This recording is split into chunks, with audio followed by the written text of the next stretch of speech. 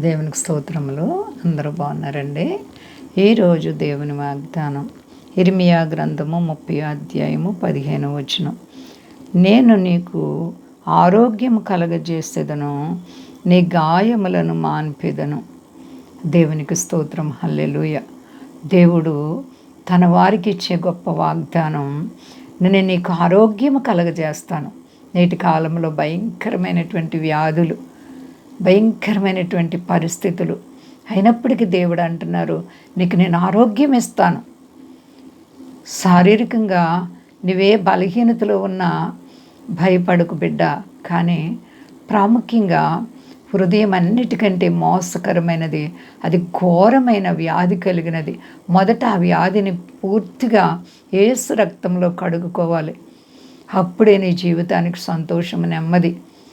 నీవెప్పుడు కూడా దేవునిపై ఆధారపడాలి. నీ దేవుడు నిన్ను ఆయురారోగ్యాలు ఇచ్చి, సర్వ సంపదలు ఇచ్చి, కృప చూపి మేలుతో నింపేటువంటి దేవుడు. చూడండి ఎంత గొప్ప దేవుడు. నీ గాయములను మాన్పేస్తాను. నీ గాయం, హృదయము ఏ కష్టము చేత కృంగి గాయపరచబడిందో ఆ గాయాన్ని దేవుడు కట్టడానికి ఇష్టపడుతున్నారు. చాలామందికి ఇతరులకు కూడా చెప్పుకోలేనటువంటి బాధలు ఉంటాయి, ఇతరులతో చెప్పుకోలేనటువంటి దుఃఖాలు ఉంటాయి, గాయాలు, మనసులో వేదనలు, చింతలు, ఇవన్నీ కూడా దేవుడు తుడిచివేస్తారు, తీసివేస్తారు. ఎప్పుడనగా దేవుని మాటని వినినప్పుడు. దేవునితో నీ స్నేహం ఎలా ఉంది? దేవుని బిడ్డగా జీవిస్తున్నావా? పరిశుద్ధమైనటువంటి హృదయం నీలో ఉందా? అయితే దేవుడు నేను ఖచ్చితంగా జ్ఞాపకం చేసుకొని నీకున్నటువంటి సమస్యలన్నిటిలో నుండి కూడా విడిపించడానికి ఇష్టపడుతున్నారు. యేసు ప్రేమ నీకు ఎరిగి ఉన్నావా? ప్రభువైన యేసుక్రీస్తు వారు ఎంత ప్రేమ గల దేవుడు. దేవుడు లోకముని ఎంతో ప్రేమించాను. నిన్ను ప్రేమించి నీ పాపాల కోసం ఈ లోకానికి వచ్చి ఆయన అనేక నిందలు, అవమానాలు భరించి రక్తం కార్చి ప్రాణం పెట్టారు. ఎందుకనగా నీ గాయాలు కట్టడానికే. తల నుంచి అరికాలు వరకు కూడా మనకున్నటువంటి పచ్చిపుండ్లు గాయాలు కట్టడానికి ఆయన గాయపరచబడ్డారు. కాబట్టి మనం ఆరిన అగ్నిలో నుంచి బయటికి రావాలని దేవుని యొక్క ఉద్దేశం.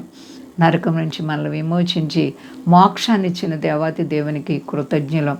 కాబట్టి దేవుని పిల్లలమైనటువంటి మనం ప్రతి విషయంలో విశ్వాసాన్ని కాపాడుకోవాలి. ప్రార్థనే మన ఆయుధం, ప్రార్థనే మనకు బలం. ఏ కష్టం వచ్చినా నీవు ప్రార్థించు దేవుని బిడ్డ. ప్రార్థనలో నీ విశ్వాసాన్ని బలపరుచుకో.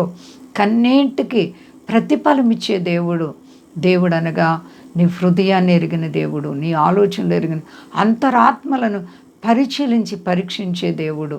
కాబట్టి మనసులు మరి ఎంత మాత్రము కూడా మరి పైనే చూస్తావు తప్ప అంతరాత్మలను దేవుడు చూస్తున్నారు. కాబట్టి మనము దేవాతి దేవునికి భయభక్తులు కలిగి ఉందాం. వ్యాధి, బాధలు, కష్టాలు నిన్ను కృంగ చేస్తున్నాయా? అయినప్పటికీ భయపడకు. నీ దేవుడు నీకు తోడై నీ గాయాలు కట్టి నీకు ఆరోగ్యం ఇచ్చే దేవుడు. అన్ని విషయాల్లో దేవుడు నీ చెయ్యి విడవక నడిపిస్తారు. భయపడే పని లేదు. అంతా క్షేమంగా ఉన్నారండి.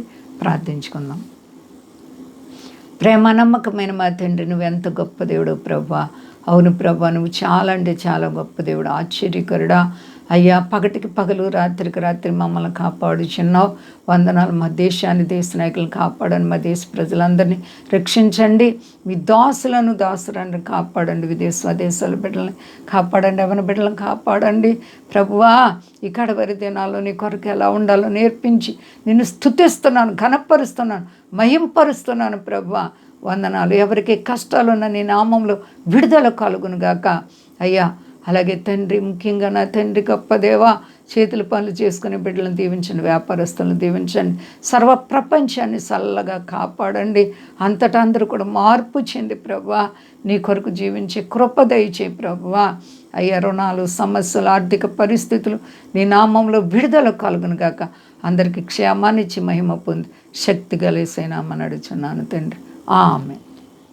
అందరికీ వందనాలండి. మా కొరకు, పరిచయం కొరకు అందరూ ప్రార్థించండి. ప్రభువారు మిమ్ములను, మీ బిడ్డలను, మీ కుటుంబాలను దీవించి ఆశీర్వదించును గాక. ఆమేన్.